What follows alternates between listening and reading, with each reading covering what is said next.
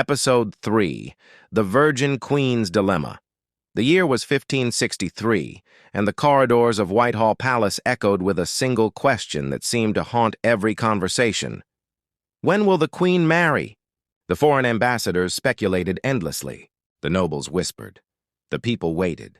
But Elizabeth, calm, inscrutable, always thinking several moves ahead, remained silent. For her, marriage was not a romantic ideal. It was a chess piece, one that could topple her kingdom if misplaced. From her first day as queen, Elizabeth knew her marital status would define her reign in the eyes of others.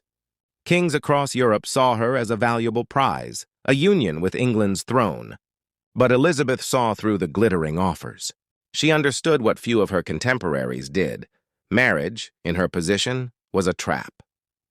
A husband could claim authority over her, control the crown, or worse, drag England into a foreign war.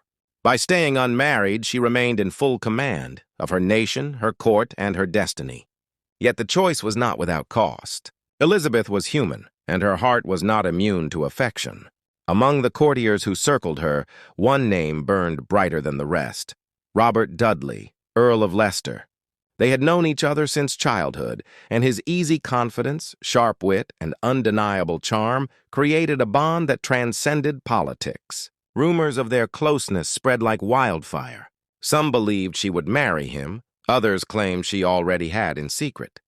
But tragedy struck. Dudley's wife, Amy Robsart, was found dead under mysterious circumstances. The scandal was explosive. To marry him after that would have destroyed Elizabeth's credibility. So she made the hardest choice of all. She turned away from love to preserve her reign. Still, Elizabeth never dismissed the power of appearance. She played the game of courtship masterfully, keeping powerful kings and princes, Philip of Spain, Francis of Anjou, on a string of polite ambiguity. Each believed they had a chance. Each alliance offered her leverage. In truth, she never intended to marry any of them. Her flirtations were a form of statecraft, keeping potential enemies entangled in hope rather than hostility. It was one of the greatest political performances in history, a masterclass in emotional intelligence, strategy, and restraint. But behind the mask of the Virgin Queen was a woman who bore the weight of solitude. Nights in her chambers stretched long and silent. She had no husband, no children, no heirs. The portraits painted of her, serene, radiant, divine, hid a truth few dared to imagine, that leadership at her level demanded the sacrifice of ordinary human happiness. She poured her energy into her country, becoming both mother and monarch to her people. England became her family, and its future her only heir. Her decision not to marry was revolutionary in an age where a woman's worth was tied to her husband. Elizabeth redefined the concept of female power. She showed that a woman could command armies, rule nations, and inspire loyalty without belonging to a man. This choice turned her into a living symbol, the Virgin Queen, pure, untouchable, devoted to her people above all else. But the cost of power, as always, was isolation.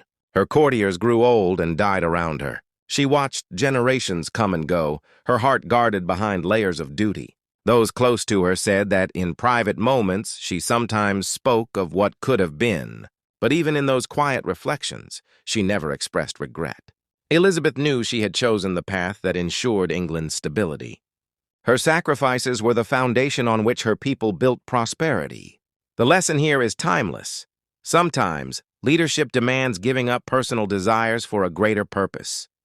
True strength often lies in restraint, the ability to deny oneself comfort in pursuit of a vision that transcends self-interest.